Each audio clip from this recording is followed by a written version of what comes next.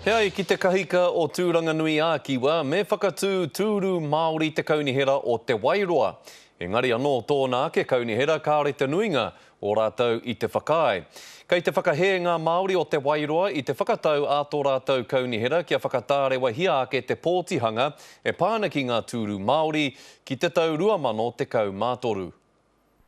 Kei te pai noai ho ngā tūru Māori ki wāhi kē, engari kaua ki tūranga. Wāku whakaro kei te tika mō Wairoa.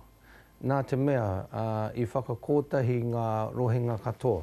He rohe kotahi. Kāore te kaunihera o Tūranganui a Kiwa i whakae ki ngā tūru Māori, ko te whakahē matua e ai ki te koro matua, e waru ke ngā rohe pōti. Ko te toko maha o ngā hunga no te kāinga nei i noho kei te tuawhenua. He rua ngā nama. He nui ngā nama, he nui ngā hunga kei e noho kei te taone. Ko te whakapono a te koro matua, ka tāia e te haukainga o rātou ake māngai te whakatū ki runga i te kaunihera. Heoi he rere ke te kōrero ki te Wairoa, he iti noa te reo Māori.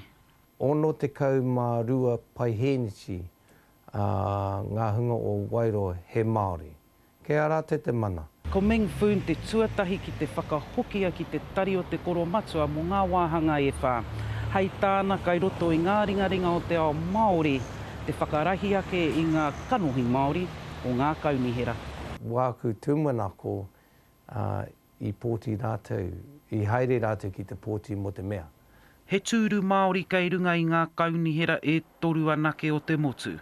Ko te hiahia o ngā iwi o tēnei rohe, kia whai hoki tō rātou i taua tauira.